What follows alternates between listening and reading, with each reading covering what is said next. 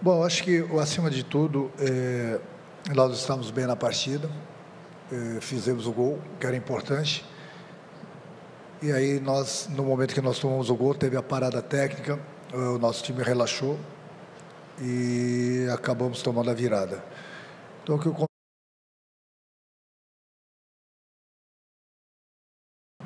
Bom, acho que, acima de tudo, nós estamos bem na partida, fizemos o gol, que era importante, e aí nós, no momento que nós tomamos o gol, teve a parada técnica, o nosso time relaxou e acabamos tomando a virada. Então, o que eu conversei com eles no intervalo do jogo, corrigi algumas coisas, cobrei deles outras coisas, porque a coisa que eu mais converso com o meu grupo é para eles ficarem focados os 90 minutos. No momento que você não fica focado no trabalho, as coisas acontecem. E foi o que aconteceu. Nós estávamos bem na partida, fizemos o gol, não ficamos focados da maneira que nós deveríamos e tomamos a virada. Então, um jogo que, teoricamente, nós poderíamos sair daqui ainda no primeiro tempo com a vitória, a gente complicou. Depois a gente acertou no intervalo, voltamos com outra atitude, fizemos algumas modificações, a equipe voltou a crescer, voltou a ficar focada no trabalho, e aí conseguimos a virada e conseguimos o resultado que a gente veio buscar. Next question, the gentleman on the fourth row on the left block. Boa noite, Renato. Robson Morelli, da Rádio Eldorado do Estadão e do The Futebol. Eu queria que você falasse um pouquinho mais dessa conversa que você teve com eles no vestiário, um pouco do tom dela, um pouco da sua insatisfação e do torcedor também do primeiro tempo e depois da mudança completa para a segunda etapa. Como é que foi o tom dessa conversa com seus jogadores? Bom, tem coisas que ficam no vestiário, né? Entre eu e o grupo. Às vezes a gente precisa levantar um pouco mais a voz. Às vezes a gente precisa cobrar firme, forte. Porque as coisas que aconteceram, que não pode acontecer no momento que nós tomamos a virada, foi exatamente as coisas que eu mais cobro deles. Eles têm 90 minutos mais os descontos para ficarem focados. E no momento que você não fica focado no trabalho, não falam todos. Mas se um deixa de focar, 2 ou 3, as coisas vão acontecer. E às vezes você fica no caminho de uma competição, você sai de uma competição, justamente por não ter o foco necessário.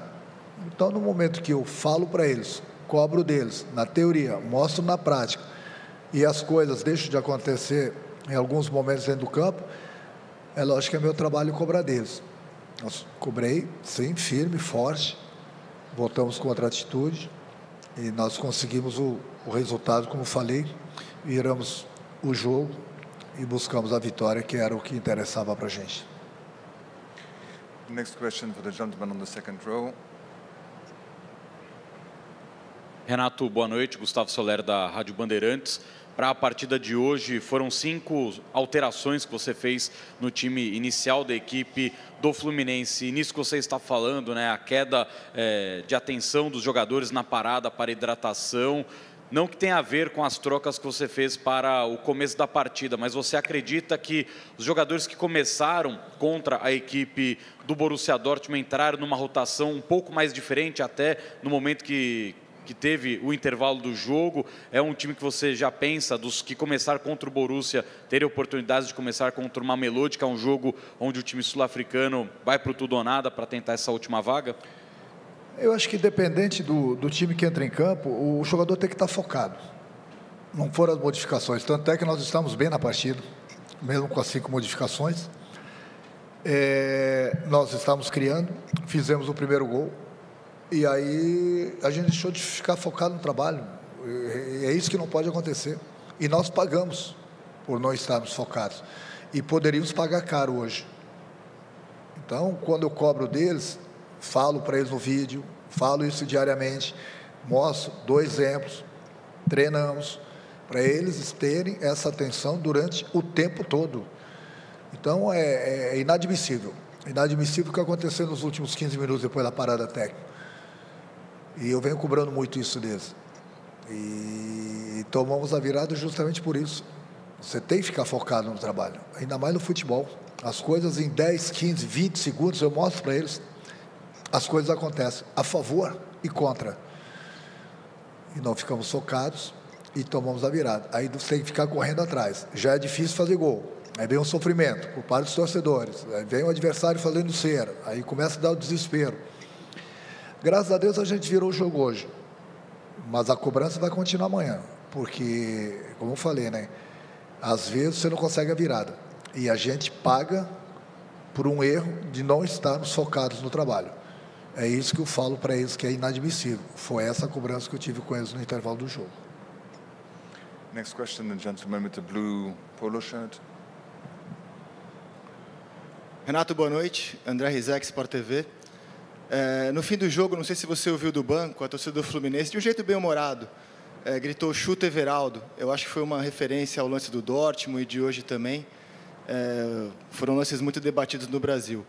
Você, como técnico e o grande atacante que foi, o que você achou da atuação dele, desse canto, e o que pretende conversar com o seu camisa 9? Boa noite. Boa pergunta, muito boa. Bom, o que eu tenho que pedir para o nosso torcedor é que dê força para o Everaldo. Como eu pedi lá atrás para o Martinelli. O jogador, quando ele entra, ele procura sempre dar o máximo de si, independente de quem quer que seja. É difícil o jogador estar sendo cobrado dentro do campo e ter a confiança, ter a tranquilidade para jogar. Eu falei uma vez, eu volto a repetir, o Everaldo, ele pode não estar, digamos assim, aparecendo muito para o torcedor, mas ele tem aparecido muito para o time. Eu tenho dois centroavantes que eu confio totalmente neles, que é o Cano e o Everaldo. O Everaldo hoje entrou mais uma vez muito bem, não fez gols, mas fez as jogadas, participou, ajudou bastante, deu trabalho para o adversário.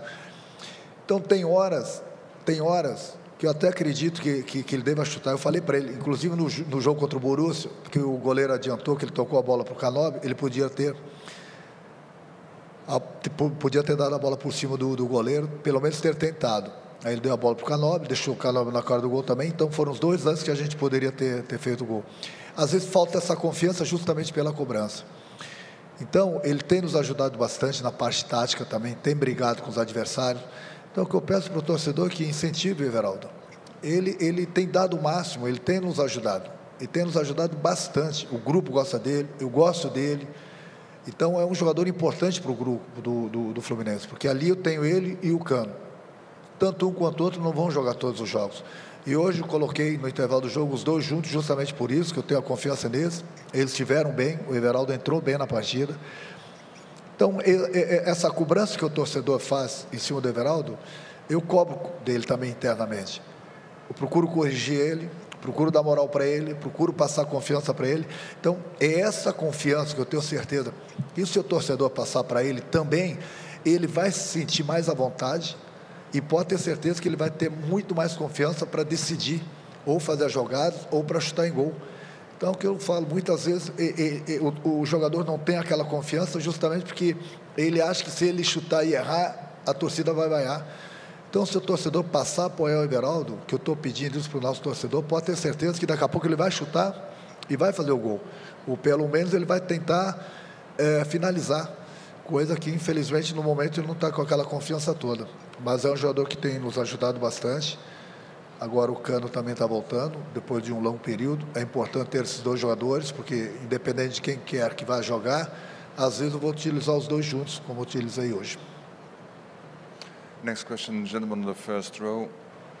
Boa noite, Renato. Gustavo Zupac, da ESPN. Sobre o Arias, chama muito a atenção que o que ele está jogando aqui, num campeonato tão importante, é a mesma coisa que a gente está acostumado a vê-lo jogar no Campeonato Carioca, no Campeonato Brasileiro. O nível é muito parecido. A diferença é que agora o mundo inteiro está vendo. Você acha que atuações do nível das que o Arias vem tendo pode oferecer para o Fluminense o risco de perdê-lo com o mundo inteiro olhando o futebol que ele está apresentando? Bom, em primeiro lugar, eu espero que ele continue jogando dessa forma, né? Que continue nos ajudando. Depois ele renovou recentemente o contrato com o clube, deve ter multa, mas isso aí é com o presidente, né? Não é comigo. O que eu tenho que fazer é procurar treinando o Arias, dando conselhos para o Arias, torcendo para que ele continue jogando cada vez mais, tem nos ajudado bastante. Ele é um grande profissional, é um jogador muito querido no grupo também. Tem feito a diferença, como você mesmo falou, não só aqui, mas lá no Brasil também. Então, de minha parte, eu espero que ele continue nesse nível aí para continuar nos ajudando. Se por um acaso aparecer alguma proposta, bom, aí é Arias, presidente e o empresário. Next question, the second row on the left. Boa noite, Renato. Rodrigo Oliveira, Gaúcha, 0 Hora, Brasil. Renato, a temporada no Brasil e a temporada na Coreia do Sul começam praticamente ao mesmo tempo. O Fluminense fez hoje o jogo de número 38 e o Ulsan o jogo de número 23. Uma eventual condição física melhor por conta disso do adversário pode ter tornado o jogo mais difícil. Independentemente disso, o susto que o Fluminense tomou pode deixar a guarda alta e o time mais alerta para a partida contra o Mamelodi? Sim, sem dúvida alguma. Você mesmo falou, né? São 10, 12, 15 jogos a mais. Mas eu não vejo ali a diferença. A diferença foi o foco. Então, eu venho alertando bastante meu grupo sobre isso. Em alguns jogos do Campeonato Brasileiro também aconteceu. A gente deixou escapar pontos importantes contra o Atlético Mineiro, contra o Vitória dentro do Maracanã, justamente porque a equipe não estava focada o tempo todo. E no futebol as coisas acontecem. Então, hoje não é porque nós temos alguns jogos a mais do que o adversário, de repente a parte física. Não, meu time está bem na parte física também, como o adversário também está. O que fez a diferença foi justamente isso. Nós não tivemos o foco no final do primeiro tempo. E nós pagamos por isso. E o preço poderia ter sido maior. Então, não tem que dar desculpa. A minha cobrança vai ser exatamente em cima disso, porque eu tenho falado para eles ficarem focados o tempo todo. E no momento que a gente não fica ligado, não fica concentrado na partida, acontece o que aconteceu no final do primeiro tempo. Se nós estivéssemos concentrados e focados desde o início, como nós estávamos, desde a partida que, inclusive, nós fizemos contra o Borussia durante o tempo todo, nós não teríamos tomado a virada, com todo o respeito ao adversário. Nós tomamos porque nós nos desconcentramos. É isso que não pode acontecer no futebol de maneira alguma e em hipótese alguma, porque daqui a pouco essa falta de foco faz com que a gente volte mais cedo para o Brasil. É o que a gente não quer. E essa vai ser, pode ter certeza, a cobrança em cima do meu grupo. Como eu já venho cobrando isso desde, eu vou continuar cobrando. Next question with the black t-shirt. Boa noite, Renato. Paulo Covos, da ESPN. O Bernal acabou de falar aqui do lado na coletiva que caso o Fluminense passe para as oitavas, né, óbvio que tem um jogo ainda decisivo, ele gostaria de enfrentar a Inter de Milão, que são 2 times grandes e todo mundo quer jogar um jogo decisivo. Você concorda com ele? E como faz para administrar na rodada final essa coisa do provável adversário das oitavas? Bom, vamos começar a pensar no nosso adversário, assistir a partida deles hoje. Amanhã eu começo a conversar com o grupo, a gente começa a preparar o time que vai enfrentá-los. Em primeiro lugar, a gente precisa conseguir a classificação. Do outro lado, a Inter de Milão também precisa conseguir a classificação. Ninguém está garantido na próxima fase. A gente tem o maior respeito pelo nosso adversário no próximo dia 25. A gente vai trabalhar bastante. A gente sabe que tem uma vantagem do empate, vamos esquecer. A gente conquistou isso. A gente vai jogar como a gente tem jogado, sempre buscando a vitória. Vamos respeitar o adversário e vamos ver o que vai acontecer. O nosso objetivo, o de hoje, era conseguir a vitória para que a gente tivesse uma pequena vantagem nessa última partida. E a gente conquistou essa pequena vantagem, que a gente tem o direito de jogar pelo empate para conquistar a vaga. Então, toda vantagem que você levar para uma final, ela é muito bem-vinda. Mas a gente sabe que nós vamos ter um jogo difícil, como foi hoje. O adversário tem bastante chance de conseguir a classificação, está dependendo deles só. Então, a gente tem que ficar ligado. Então, ligado principalmente nesse exemplo que nós tivemos hoje no final do primeiro tempo, coisa que não pode acontecer, porque daqui a pouco a gente não vai conseguir virar a partida. Então, nosso próximo objetivo agora é conquistarmos o resultado, buscar uma vitória para tentar ficar em primeiro lugar no grupo, ou pelo menos conseguir um empate para a gente conseguir a classificação. O objetivo, sem dúvida alguma, é conseguir a classificação para a próxima fase, e independente de quem vier do outro lado, eu acho que o mais importante de tudo, a gente está preparado para isso. Next question, the gentleman who's raising his hand in the middle. Renato, antes de mais nada, meu nome é Fernando Valeque de Barros, eu sou freelancer. Antes de mais nada, parabéns pela vitória. Obrigado. Você joga com a vantagem do empate, mas o Mamelodi provou hoje que é um time muito perigoso, marcou 3 gols. Como é que é pouco? E você, ao mesmo tempo, está alertando para o foco. Como administrar a vantagem do empate, foco, momento de golpear o time adversário, um time que é diferente do que foi o adversário de hoje deve ser um jogo mais físico. Me conta um pouco das tuas primeiras impressões sobre como deve ser essas oitavas de final. Obrigado. É um jogo, como já falei, muito difícil, um jogo muito perigoso. De que maneira a gente vai se preparar? Como a gente se preparou desde a chegada aqui, a gente tem que ter aquela atenção que nós tivemos diante do jogo do Borussia. Sem a bola, a gente vai tomar nossos cuidados defensivos, obviamente. Com a bola, a gente vai jogar, a gente vai buscar o gol. Eu jamais vou preparar a minha equipe para jogar pelo empate, não é o meu feitio, nem gosto disso, porque acho que no momento que você prepara uma equipe, você está temendo o adversário, e a gente respeita o adversário, a gente respeita muito o nosso adversário, mas a gente sabe do nosso potencial também. Eu conheço bem o potencial do meu grupo, então vamos trabalhar para procurar neutralizar as principais jogadas do adversário, mas a gente vai jogar como a gente sempre jogou, respeitando o adversário, mas buscando o gol. Pode ter certeza que a minha equipe vai jogar dessa forma. Next question for the gentleman on the third row on the left with the glasses. Oi, Renato. Sidney Marinho, da Litoral News. Como você falou, essa competição é uma competição que não permite erro. E a partir de agora, já no próximo jogo, porque o time entra precocemente no mata-mata, né? Perdeu, está fora, volta para casa. Eu queria entender um pouco como é que você tem preparado a equipe e queria que você comentasse sobre as mudanças que você fez do jogo contra o Borussia para o jogo de hoje contra o Ulsan. E quais são os conceitos que você tem estudado, pensado para definir quem vai para campo? É um rodízio por questão física? É um entendimento daquilo que o adversário pode apresentar? Obrigado, Renato. Perfeito. Tudo isso.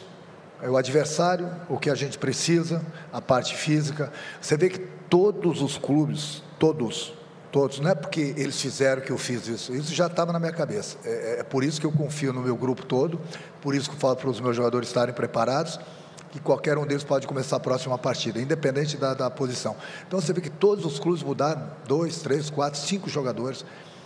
É muito difícil você vir para uma competição dessa, principalmente da maneira que nós jogamos contra o Borussia. Houve um desgaste físico e mental muito grande. E você colocar a mesma equipe em campo. Você vê que os jogadores que jogaram contra o Borussia, que jogaram hoje, eles saíram exaustos do campo.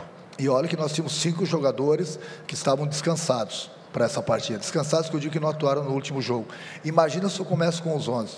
Entendeu? Então é muito difícil. Eu procuro analisar, ver os jogadores que estão mais desgastados, ver o que a gente precisa para o jogo, propor o nosso jogo diante do nosso adversário e procuro fazer as substituições. Então, esse time que começou hoje, basicamente é dessa maneira que a gente vem jogando no Brasil também. Então, quando eu falo para vocês que a gente tem o plano A e o plano B, é justamente por isso. Depende do que a gente precisa, depende do adversário, depende do desgaste físico, depende do desgaste mental. Tem que ter as mudanças, porque fica muito difícil você jogar a cada 3 dias e manter esse ritmo. Você pode manter esse ritmo no momento que você faz algumas modificações para dar sangue novo para a partida. E foi assim no primeiro jogo, foi assim nesse jogo. Pode ter certeza que vão ter mudanças para o próximo jogo, justamente para a gente entrar 100%. The last couple of questions, the gentleman with the white T-shirt. Shane O'Brien, AM New York Sports, asking in English.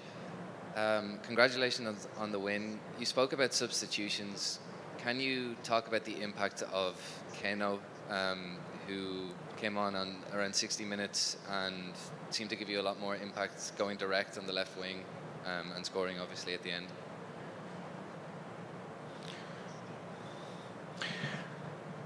Eu admiro muito o jogador que ele tem 1 para 1. Desde que eu cheguei no Fluminense, eu tenho falado bastante com o presidente para que é muito importante, é muito necessário eu ter em mãos jogadores que gostam da bola, jogadores que partem para dentro do adversário, jogadores que podem desequilibrar, jogadores que podem abrir uma defesa adversária. Então, esse tipo de características o Keno tem. Infelizmente, quando cheguei, ele estava bem, ele vinha jogando comigo, aí ele machucou. Aí ele está voltando agora aos poucos, não se encontra ainda 100% na parte física e no ritmo de jogo, mas foi um jogador que entrou, nos ajudou bastante. Por quê? Porque criou as melhores jogadas por esse lado. Por que criou as melhores jogadas? Porque ele gosta do 1 para 1. Então, eu admiro esse tipo de jogadores, por isso que eu pedi a contratação também do Soteldo, porque são jogadores, no momento que você pega o adversário fechado, só tem uma maneira de você abrir a defesa do adversário. É esse tipo de características do jogador partir para dentro do adversário, gostar do drible, tentar a jogada individual. Foi o que o Keno fez hoje, nos ajudou bastante, fez muitas jogadas por aí, foi premiado também com um belíssimo gol de cabeça. Justamente por isso, no momento que você tem esse tipo de jogador, você tem esse tipo de característica nesse jogador, é o jogador que vai abrir a defesa do adversário.